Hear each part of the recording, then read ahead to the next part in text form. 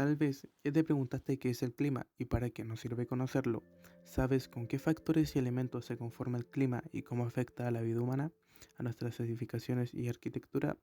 La numerosa terminología utilizada para explicar o desarrollar los conceptos de arquitectura y construcción sostenible, en la mayoría de los casos nos sumergen en un vocabulario todavía más confuso que aquello que queremos explicar. Por eso hoy lo iremos desglosando poco a poco.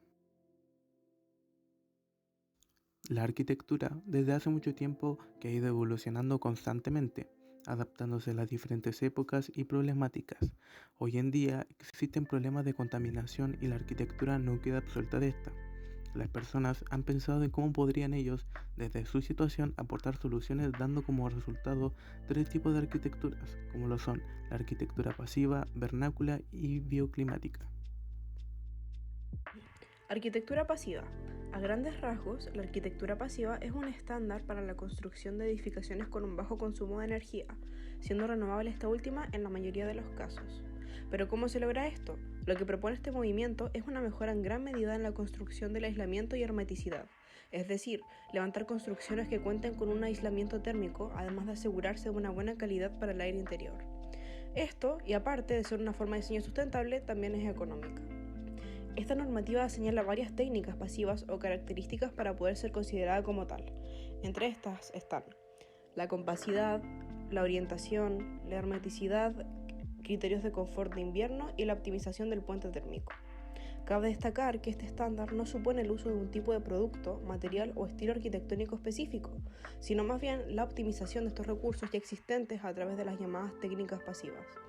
Más allá de los detalles técnicos, es indiscutible la simplicidad del concepto de arquitectura pasiva, demostrándonos lo esencial que puede llegar a ser la hermeticidad y el aislamiento en las coberturas de nuestros edificios. La arquitectura pasiva tiene como objetivo reducir el consumo de energía y el impacto medioambiental, adaptándose a las condiciones de su entorno. Esta idea nació en Alemania en la década de 1980 y se basa en el diseño inteligente de las construcciones para aprovechar las distintas energías. Esto para lograr un confort interior sin la necesidad de fuentes externas, sean calefactores, aire acondicionado, estufa, etc. El sistema Passive House permite la clasificación de construcciones pasivas gracias a que estableció el gasto energético máximo, que son 15 kW por hora, que es lo que debiera tener una casa pasiva. La ventaja de la arquitectura pasiva es un menor impacto medioambiental, además de acotar costos en calefacción. A continuación, revisaremos un caso de estudio para entender mejor la arquitectura pasiva.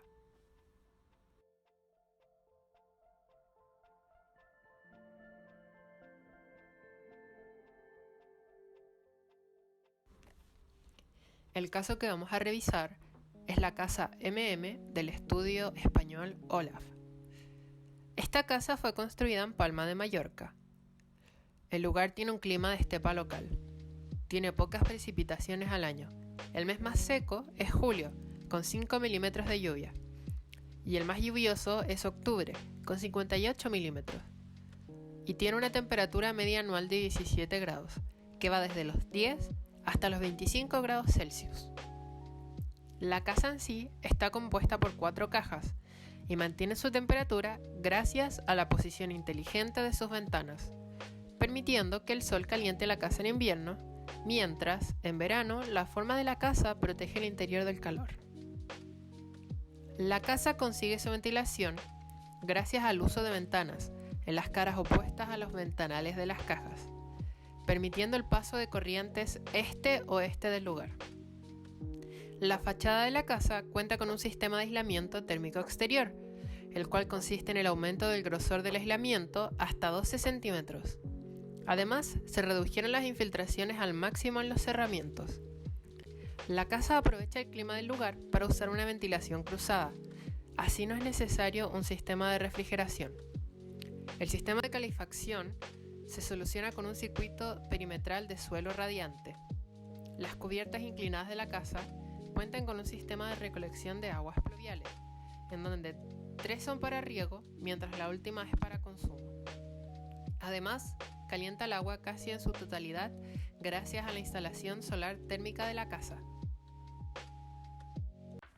La arquitectura vernácula es un tipo de arquitectura que se desarrolla a partir de los medios, materiales y técnicas locales que presenta una localidad y que busca resolver las necesidades habitacionales pertinentes al medio en el que se habita, puesto que busca adaptarse a este.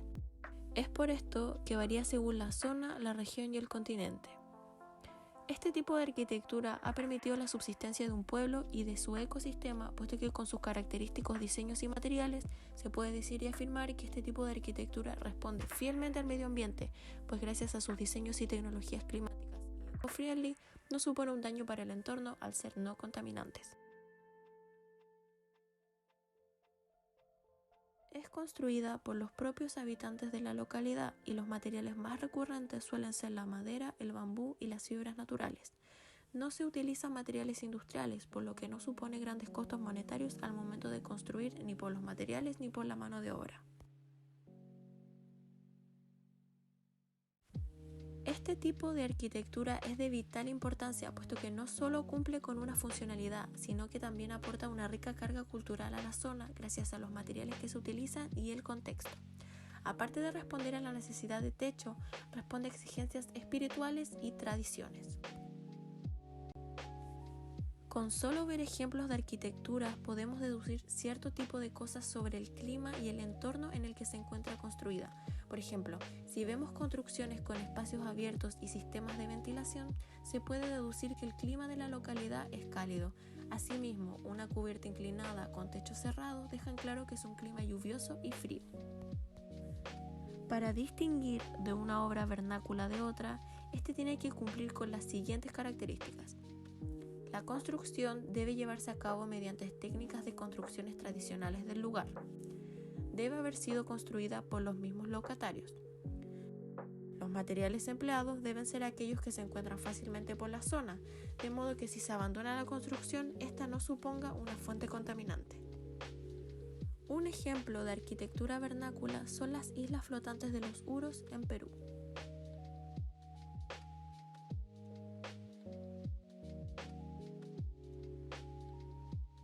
Los Uros fueron una de las primeras formaciones culturales del altiplano, siendo su origen en la época pre-inca. Se dice que proceden de Bolivia y que emigraron a las zonas costeras después de una gran sequía en los años 900 y 1200 después de Cristo. Solían habitar en tierra firme, pero decidieron trasladarse y construir en islas flotantes para evitar ser conquistados por otros pueblos como los tiahuanacos y los incas. Son cerca de 80 islas ubicadas en un archipiélago verde de suelo blando como un colchón. Sus construcciones en estas islas flotantes aportan una riqueza al paisaje por la particularidad de sus obras en base a la totora. La totora es la planta principal de la zona que, aparte de ser usada en construcciones, se usa para la construcción de balsas, abrigo e incluso como comida. Crece comúnmente en los esteros y pantanos. Es una especie herbácea perenne y acuática. Su tallo, de forma circular, mide entre 1 y 3 metros de largo. El kili, que es la raíz de la totora, crece una vez al año y solo en verano. Es mezclada con la base de la tierra del lago, formando una capa natural que permite el entretejimiento de las raíces. De esta forma se crea una especie de base flotante que permitirá levantar las construcciones de las islas. El clima en las islas flotantes de Perú es frío y alcanza una temperatura máxima de 20 grados Celsius. También es seco, por lo que permite el levantamiento de las islas al no ser húmedo. El lago Titicaca cumple también una función de regulador de temperatura, por lo que el clima siempre se encuentra en una temperatura estable. Esto se ve reflejado en la arquitectura de las viviendas, pues sus construcciones requieren que la totora se encuentre seca, además de ser lo suficientemente cerradas y ventiladas. En cuanto al proceso de construcción, se comienza cortando la totora a 30 centímetros por sobre la raíz. Luego, con sus raíces se arman bloques de kili de aproximadamente 15 centímetros, los que se unen posteriormente mediante estacas y cuerdas, conformando bloques mayores. La cantidad de piezas de kili para la construcción de las islas dependerá de la cantidad de familias que habitarán sobre ellas. Una vez que las piezas están en el río, comienza el anclaje de los bloques. Cuando los bloques se encuentran en una posición estable, se arrojan largas capas de totora seca en posición de cruz, revistiendo la totalidad de la superficie hasta lograr un nivel de 1,5 metros de espesor. Este revestimiento de capas de totora, sumando al 1,5 metros de kili, conforman un suelo de 2,80 metros de espesor final. Para su mejor conservación, los pobladores tienen un constante trabajo de arrojar plantas de totora cada 1 o 2 meses, de modo de evitar la desintegración de las islas, ya que cada un año las islas se hunden aproximadamente entre 50 y 70 centímetros. Estas islas se mantienen a flote por los gases que emite el material orgánico al descomponerse bajo el agua. Las burbujas de gas liberadas por los procesos quedan atrapadas en el entramado de totoras, desplazando el agua. La gran masa de totora se convierte entonces en un elemento de carácter neumático, que al desplazar al agua por el gas disminuye en forma considerable su densidad, permitiendo no solo autosustentarse a flote, sino también soportar las cargas fijas de las viviendas y sus habitantes sobre su superficie.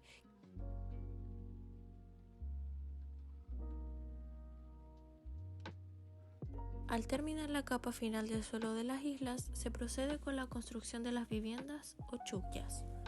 Para este proceso, sitúan una pieza extra de quili y totora sobre el suelo que sirve como base o sobrecimiento de 45 centímetros de espesor. Cada vivienda posee una sola habitación y se estructura en base a marcos de madera y tejidos de caña. La cocina es exterior para evitar incendios y los baños se encuentran en una isla independiente a la de las viviendas. Sin embargo, las viviendas poseen una duración de unos 5 años. Las islas, por su parte, tienen una vida de entre unos 30 o 40 años aproximadamente. Luego de este tiempo, el quili se pudrirá con el agua y comenzará la construcción de una nueva isla.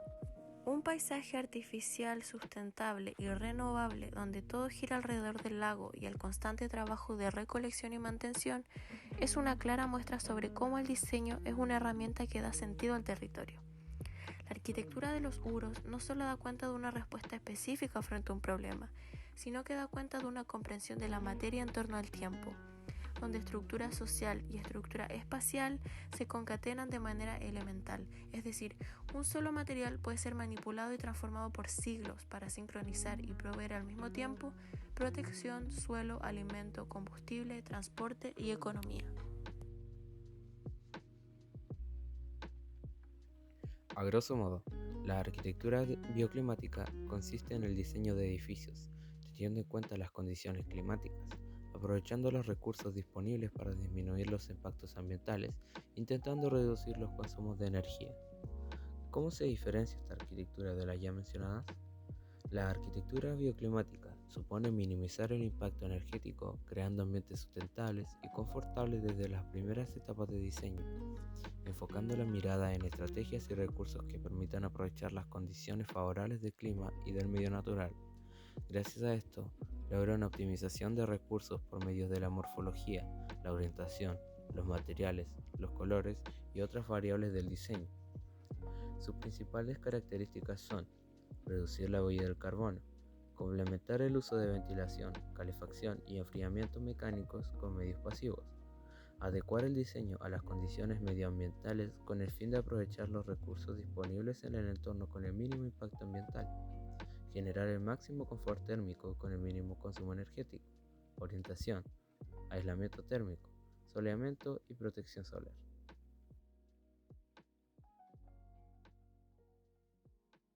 Casa bioclimática GG Barcelona. Diseñada por Alventosa Morel Arquitectes, esta casa tiene un consumo de energía casi nulo, produciendo además energía renovable en un 88%.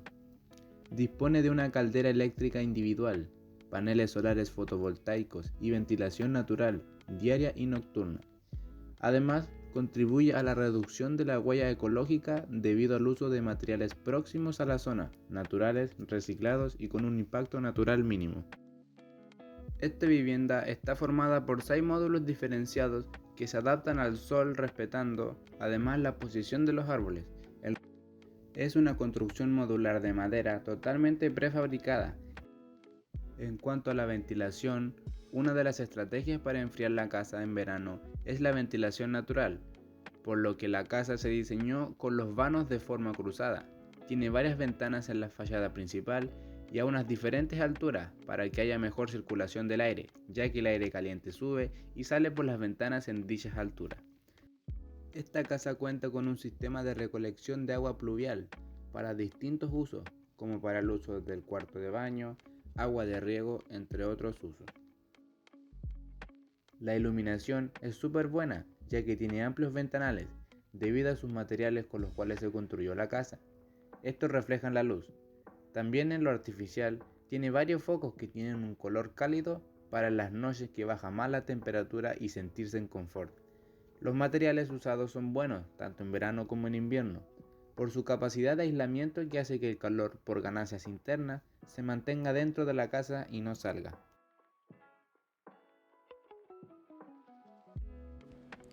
En resumen, entonces, y para concluir, estos tres tipos de arquitectura aportan a la disminución de gastos energéticos, ya sea con materiales que sean eco-friendly, aprovechando la orientación para calefaccionar la construcción, construidas además adecuándose a los problemas del lugar, ayudando así a contrarrestar los efectos de la contaminación medioambiental.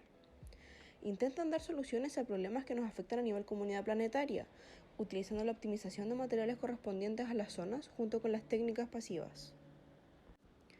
Personalmente, como mensaje para las generaciones futuras, creo que es imprescindible ir adquiriendo con el tiempo conciencia ambiental para poder seguir creando sociedades como las vemos hoy en día, pero de una forma más sustentable y ecológica. También espero que de ninguna forma se vayan perdiendo en la modernidad y el avance las culturas y costumbres que lograron crear una nueva forma de arquitectura. Para las generaciones futuras, espero un avance en estos tres tipos de arquitectura, siguiendo por el rumbo que van, sin desviar la mirada del enfoque principal, que sigan desarrollando a la par del cuidado medioambiental, adquiriendo nuevas formas de arquitecturas pasivas y corrigiendo los errores cometidos en el pasado, aprendiendo de ellos. No dejar de lado las culturas autóctonas, utilizar los materiales de la zona, aprovechar la ubicación del lugar a favor de la edificación. Estos son simples puntos que puedo destacar y a mi parecer serán cruciales para las creaciones de las generaciones venideras.